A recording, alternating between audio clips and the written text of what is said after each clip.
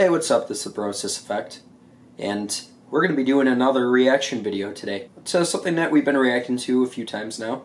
This is going to be the Spongebob conspiracy number 4, and it's the evolution theory. So the last one we watched was the Mrs. Puff theory, so I'm going to go back and watch that first. They're pretty interesting and definitely opened our minds up to how much depth there is to the Spongebob series that you just never thought there was, and at least I haven't. And the other thing is, this is starting to tie in the ARG. Some people have been leaving comments that we really need to pay attention to sponsors, names he calls out, YouTubers he shows, because it's all connected apparently. So we just have to pay attention and not necessarily brush off something that we would think is just like an ad or a call out. Are the Bikini Bottom citizens the result of nuclear radiation? Who is Pearl's mother? We've wanted to know that. What is the Krabby Patty's secret formula? These are by far the 3 biggest questions in the show SpongeBob SquarePants, and today I'm going to be answering all 3 of them and more with just one theory. We're gonna Get ready find the for the secret darkest formula? SpongeBob conspiracy you'll ever see. This is the evolution theory. Oh, I'm pumped. We're back with another SpongeBob conspiracy. Guess I'm the SpongeBob guy now. That's all I make. You Yes, guys you sure are. love these SpongeBob theories. Alex Bale out with another video. The makers of SpongeBob interfere, put in their own message. He's got tinfoil on Brainwash his you head. people. Squilliam sends the doctor in. He's not really a doctor. He's just trying to infiltrate that little round. Oh, he had What's that Thank called? God for Alex Bale. What's Look, that triangle he's called? helping me prove I know what it is. Conspiracy That is Carl. awesome. Someone Maybe mentioned some this people have guy. done Too much. You know, I got other videos, right? Yeah, we're supposed to I check make out films that and guy. Stuff too. Anyone want to watch those? Anyways, by far the most popular SpongeBob theory out there is the Bikini Atoll nuclear radiation theory. It's pretty simple. It's been confirmed that Bikini Bottom is actually beneath a real-life place called Bikini Atoll. From 1946 to 1958, the United States did nuclear tests there, devastating the area and leaving it radioactive even to this day. The theory states that the reason why the citizens of Bikini Bottom can talk and have formed advanced societies is because of mutations caused by these nuclear tests. And that's about the whole theory. Even though there's tons and tons of videos about it, none of them actually go in depth with it or really look through the show for evidence. But y'all know that if Alex Bale is making a theory on it, then it's not going to be some baby surface level analysis. I will watch every single episode of SpongeBob. I will read every page of the goddamn Wikipedia. If I'm making a theory on it, then you guys know it's going to be good. And once I really started looking into this theory, I realized that there is so much more here than anyone thinks. Get ready, because today we're going to be solving the biggest mysteries in the history of SpongeBob SquarePants and changing the way you look at the entire show. So without further ado, let's begin the theory. I'm ready. I'm ready. In order to find out whether the Bikini Atoll theory is true, we first have to determine whether fish talking and being so intelligent is unique to Bikini Bottom, or if that's just the way the SpongeBob universe works. You know, it could just be that all animals in this world are able to talk, and that's completely normal because at the end of the day, SpongeBob is still just a cartoon. Well, if we take a look at Season 10, Episode 10, Feral Friends, we get a bit of a hint about how the SpongeBob world works. In this episode, a green moon appears and transforms all the characters into less cartoony, real-life versions of themselves. Is that like nuclear? SpongeBob, hat trick. Just like in real life, they can't talk and end up trying to eat each other. The French narrator is watching all this unfold, and he says this very important line. I have been monitoring the behavior of the green moon all day. It is called Neptune's moon. Every 100 years, it de-evolves everyone in Bikini Bottom into primal fish. Every 100 years, it de-evolves everyone in Bikini Bottom into primal fish. So this implies that the characters in Bikini Bottom are more evolved and were once like these primal fish. But this doesn't prove that the evolution only exists in Bikini Bottom. It could still be a worldwide phenomenon. Remember that bonus DVD clip I found in my television theory? It was about humans studying fish in Bikini Bottom because of their intelligence. Land-loving scientists have tried to learn the secrets of intelligence. Their studies led them to the sea, where the citizens of one undersea colony demonstrated a genius so enormous, the scientists felt compelled to record their actions for use in teaching mankind how to live better. This makes it sound an awful lot like the fish in Bikini Bottom actually are uniquely evolved and it's not some worldwide phase. Then, in the SpongeBob 20-year anniversary special, SpongeBob's Big Birthday Blowout, we get a major piece of evidence for this theory. SpongeBob and Patrick take a tour of the surface world and eventually go to a fish store and see some very realistic, less evolved fish. What kind of monsters Never would saw want to keep this. fish folk in jail like this? They're so beautiful. They can't talk back to SpongeBob and Patrick, and they're actually able to swim freely through the water instead of being affected by gravity. They are clearly showing us that both evolved and primitive fish exist in this universe at the same time. Now, sometimes we've seen Bikini Bottom characters represented as realistic fish like this, but only when they're out of water, never while they're still in water like these fish. We even see this again in the beginning of the third SpongeBob movie, Sponge on the Run. The movie opens with a coral reef full of these realistic primal fish, but eventually we get to Bikini Bottom where the more evolved fish live. So there you go, direct proof that the citizens of Bikini Bottom are uniquely evolved. This is a very deliberate world-building choice for the creators to Yeah, make. but what about So I guess Shell that kind City of and confirms Rock the Bikini Atoll Bottom? theory. Theory confirmed. We did it. Woo! Well, Yeah, Remember, that's what I'm saying. aren't those different As much as places? I love Well, Cole's yeah, theory like, complete, or there's the actually one major other piece of city evidence that gives me you're some talking resistance. about. Something Yeah, I've there's New Kelp never seen City. anyone New else Kelp bring up City, when there's talking about different this theory. cities and they Yeah, have talking that's what I'm creatures. thinking about. It's We've seen kind of episodes like far-fetched. It could be Ugg or far-fetched, some of RP129 this. that show Bikini Bottom millions of years in the past, but we still see evolved versions of SpongeBob and Patrick. Sure, they may not be I super love that. intelligent or advanced, but they're I still love clearly that. way more evolved than the primitive, realistic versions we see in Feral Friends or in the fish store. So, how are we seeing these evolutions millions of years before the Bikini Atoll tests? Well, unfortunately, I think the only conclusion is that the Bikini Atoll theory just isn't true. I mean, clearly something has caused Bikini Bottom citizens to be uniquely evolved, there's no denying that. But whatever caused it took place millions of years ago and couldn't have been the Bikini Atoll nuclear tests. Then, what really caused the evolution?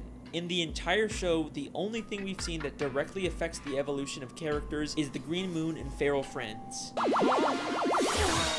Except the French narrator specifically calls it Neptune's moon, It is called Neptune's moon. named after the ruler of the seven seas, King Neptune.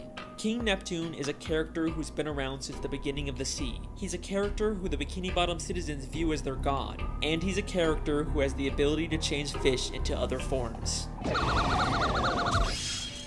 What the? Oops. King Neptune used his magic to turn the fish of the sea into more evolved subjects for him to rule over. He's the one who's been behind it all this time. Now, I could spend this entire video talking about King Neptune and his weird continuity and contradictions in the show, but I'll save that for another theory. What I'd much rather talk about are the implications of having evolved and primitive fish coexisting in the sea. Now, we know that this evolution isn't specific to just Bikini Bottom. We've seen different cities and places far across the ocean that still have talking fish, which makes sense because the marine life in Bikini Bottom has evolved to resemble humans, so it's no surprise that just like humans, they've expanded beyond Bikini Bottom and colonized other areas of the sea. But now, I have an interesting question for you. What is the relationship between evolved fish and primitive unevolved fish? Well, they probably just peacefully coexist in the sea without bothering each other. You know, just like real-life humans and animals. Wait a second. Not really. What is in the Krabby Patty? Is it In fish? season Are they 3, episode cannibals? 10, the Krusty Krab training video, there is this hilarious, absurd moment when they're talking about Mr. Krabs. After the war, Krabs stayed secluded in a deep depression that seemed endless. Like, what war happened in Bikini Bottom? They just tell us this and then completely drop it. But with this new context, is it possible that Krabs fought in a war against these primitive, wild fish of the sea? I mean, let's remember in Feral Friends, some of those de-evolved fish were massive compared to the evolved fish, and they immediately started attacking each other. The battle for the survival of the fittest rages on in the animal kingdom. So yeah, in order for the Bikini Bottom citizens to survive survive and expand, they would probably break into some kind of war. And from the sounds of it, this war must have been pretty brutal to put Mr. Krabs into such a deep depression. But I'm getting ahead of myself. Is there actually any evidence that proves the war Mr. Krabs fought in was specifically this evolutionary war? Well, through the few flashbacks we get, we know that Mr. Krabs served in the Navy. And yes, they were sailing ships on an ocean, even though they're already underwater. This is actually a real-life phenomenon where certain parts of the sea can have a higher level of salinity, and it looks like an underwater ocean. Shout out Miss Parks, my high school marine biology teacher. We also know from maps of Bikini Bottom that the town is surrounded by this underwater ocean. So that places Mr. Krabs' war outside of Bikini Bottom where this evolutionary war would have to take place. Then if we take a look at Mr. Krabs' home, we see it is full of memorabilia from his past days in the Navy. But hidden within here is something that will absolutely blow your mind and answer one of the biggest questions in the show. Hanging there on his wall is a picture of a massive whale next to a ship. You don't think that could be... No, it can't be. Pearl's mother?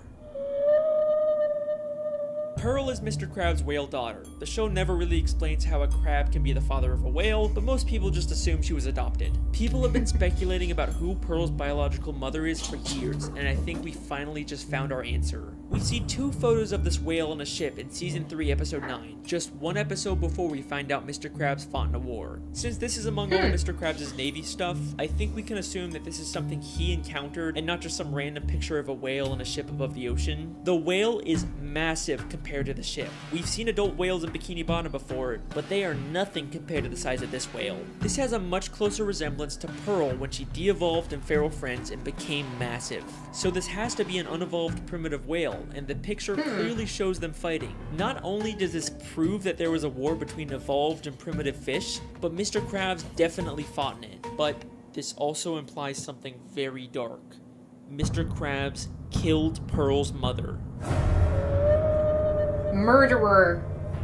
The only direct reference we get in the show to Pearl's mother is one of Mr. Krabs' many sayings, Mother of Pearl. Yes. Mother of Pearl! Mother of Pearl! Holy Mother of Pearl! He uses it in places something like holy crap or dear God, only saying it when something truly shocking or terrible happens, because he knows the terrible thing that happened to Pearl's mother. Why did Mr. Krabs go into such a deep depression after the war? Because he's haunted by what he's done, and the smoking harpoon to prove it is right there on his wall. So, that leaves us with an important question. Why did he adopt Pearl? After he killed her mother, he probably realized she had an infant daughter who had the evolutionary genes. Instead of leaving her to die, he adopted her as his own, all while keeping the dark secret that he was responsible for her mother's death. Woo! Childhood ruined yet? Well, don't worry, there's still time for this theory to get even worse. Poor Pearl. Now's your chance to remove yourself before things get really dark. No wonder she's spoiled.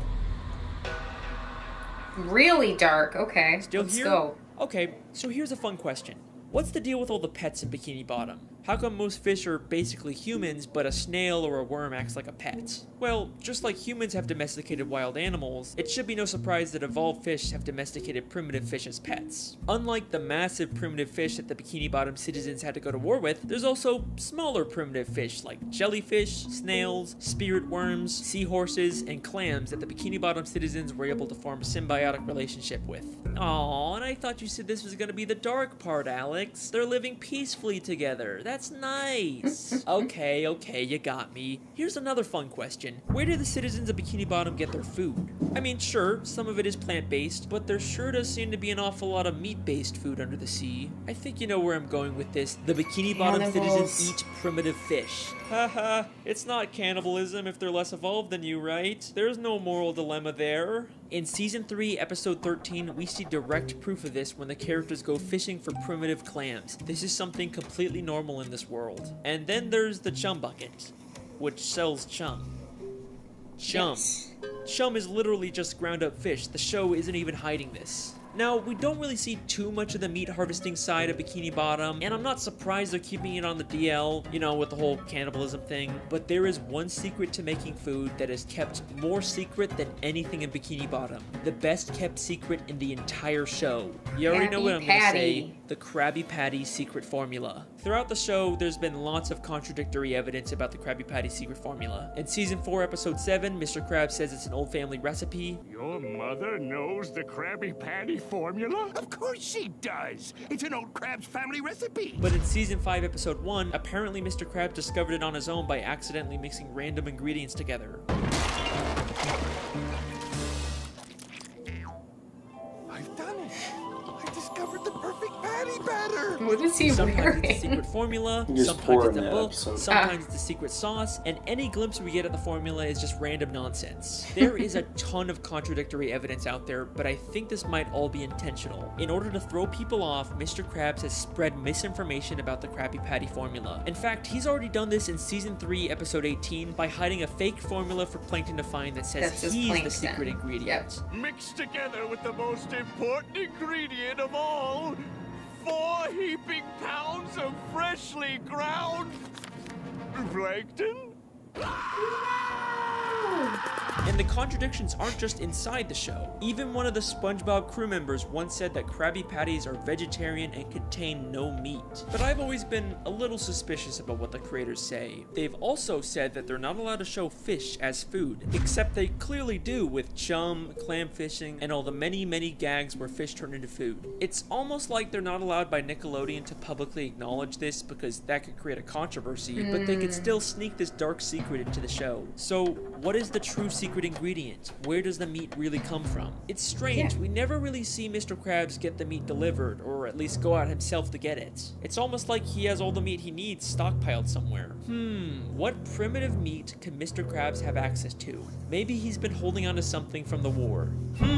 A What whale? could Mr. Krabs have killed during the war that he doesn't want anyone to find out about? Something big enough to supply him with meat for years without needing more. How could it What last could that that long? be? Really gonna make me say it? Mr. Krabs is using Pearl's dead mother's carcass to make Krabby Patties. Woo! We did it! Yeah, we solved the mystery! We did it! That is dark. I'm so glad. Season 1, Episode 15, Sleepy Time. Mr. Krabs has a dream that he's on a boat fishing for a massive dollar. This remember is his that. memory of killing Pearl's mother, except now all he sees her as is money. And take a guess what name he calls the dollar. What you doing, Mr. Krabs? I'm picking Neptune's bucket. What are you talking about? I'm talking about cold hard flipping cash. It's the mighty Moby Dollar. Moby Dollar, a direct reference to Moby Dick, a story about hunting a whale. Are you kidding me? And that is the evolution theory. I warned you guys this would be a dark one. The Bikini Atoll theory, King Neptune, Pearl's mother, the Krabby Patty formula, we hit everything in this theory. Even if you don't agree with all of it, you gotta admit a lot of this makes sense. Eugene Krabs' aspirations for money and greed have caused him to do terrible, terrible morally things. corrupt. At least his love for Pearl seems to be real, so maybe there's some small amount of good in him. And even though Pearl's mother probably provides tons of meat, eventually he's gonna run out and he'll have to face what he's done. Well, unless of course there's another whale he has access to. Nope. Nope. No, no, no, no, no, no, no. No, no, no, no, no. Mr. Krabs wouldn't do that. He loves Pearl. He's not just raising her for Krabby Patty meat. Even Mr. Krabs isn't that much of a monster. From every side I've ever seen to the sweetest sound I've heard, I'd gladly give up everything for all the money that I've earned. Huh. Well, alrighty then, that's the end of that theory. Just gonna end it here before there's any more dark plot twists. You guys have been insanely No, he's supportive not of the done. SpongeBob I don't theories, believe so it. I guess I have to make more. I've been your host, Alex Bale. Thanks for watching.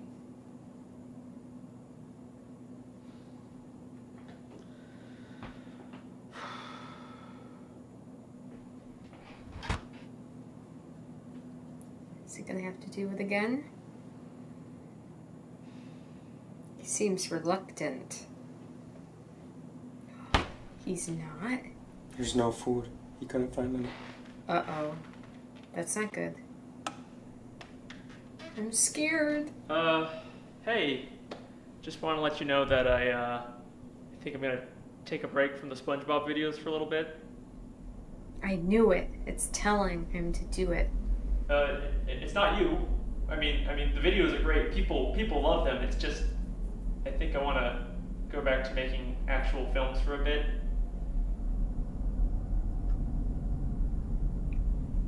Okay then.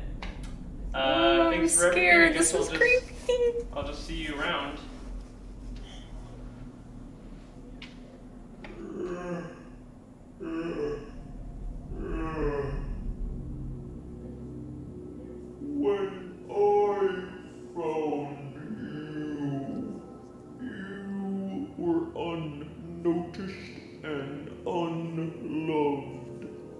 But now you have millions of views. You have sponsors. Why would you forsake them? I just, you know, I don't want to really make these videos forever. You know, I don't want to be known as the SpongeBob guy.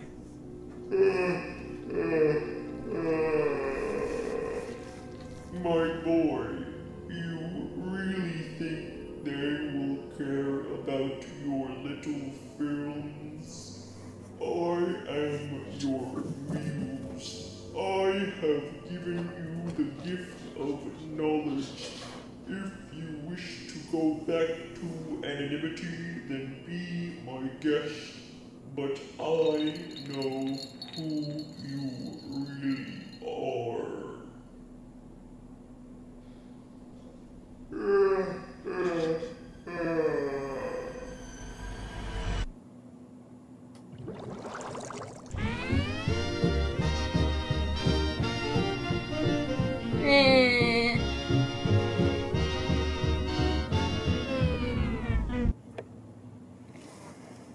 Okay.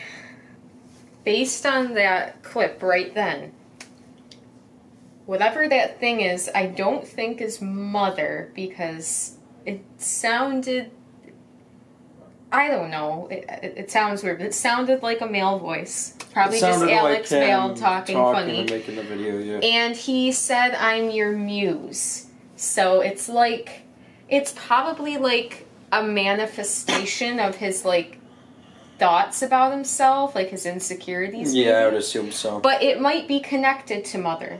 You know, it could have to do with Mother, but I don't know if it is Mother. Does that make sense? Yeah, no, it could be, because why would Mother be there? Mother is at Happy Meal. It could relate, so I don't know. I don't think there's enough information really to have a theory about it yet. It could be like just his thoughts of himself, like his creativity, being afraid to make any other videos, and you can relate it to that, you know, like you start getting stuck onto certain content. That gets the views. And you don't want to do it.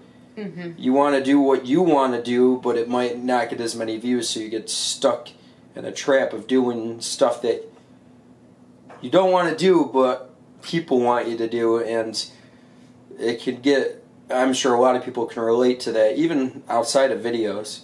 The person he referenced earlier was one of the channels we're supposed to look at, and I think... What is that triangle? Yeah, I think he has his own videos, right? So, and I think he might have his own creature telling him what to do, and I think there might be multiple creators with these kind of videos that are somehow connected to, you know, Sonic the Blue Rat, Happy Meat Farms. They're all connected by something. I'd like to believe it's Mother, but I don't know. Yeah, I'm going to actually look up what the triangle is. I cannot believe it. Is it Illuminati? Illuminati? I knew it! I mean, like, I knew sorry. it wasn't going to... I didn't, I would have told you. I just couldn't think of it while we were watching. I blinked, but I just thought of it now. What did you think about the evolution theory? I thought it was pretty unique. I liked it. That atoll, did he call it, theory? I was like, no, that doesn't make sense because it's outside the Bikini Bottom, but then he said, yup, it's debunked, and yeah, there are evolved fish in other areas besides but they could Bikini move, Bottom. which is a decent point. The Neptune thing makes sense. The King Neptune thing, I would believe that he made the fish smart to be subjects to serve him. That makes sense to me. But the next one seems like it's the false king, so... And then the Krabby Patty thing, if that is true, that Mr. Krabs is just way worse than I ever thought he was. I already thought he was kind of a shady, bad, corrupt character, but man, that would be really dark. And then the whole Pearl thing, like, I mean, but he would have to have her de-evolve for that to be worth it.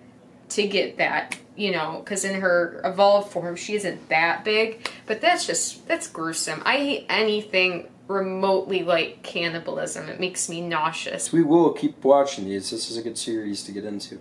Yeah, and he released a teaser. There's another one coming out, so we'll actually be able to catch up and then, you know, watch them as they come out. Thank you for watching. Leave any comments you have for us below. Make sure to give us a like and subscribe, and we'll see you next time. This is the Brosis Effect. Have a nice day. Bye. Bye.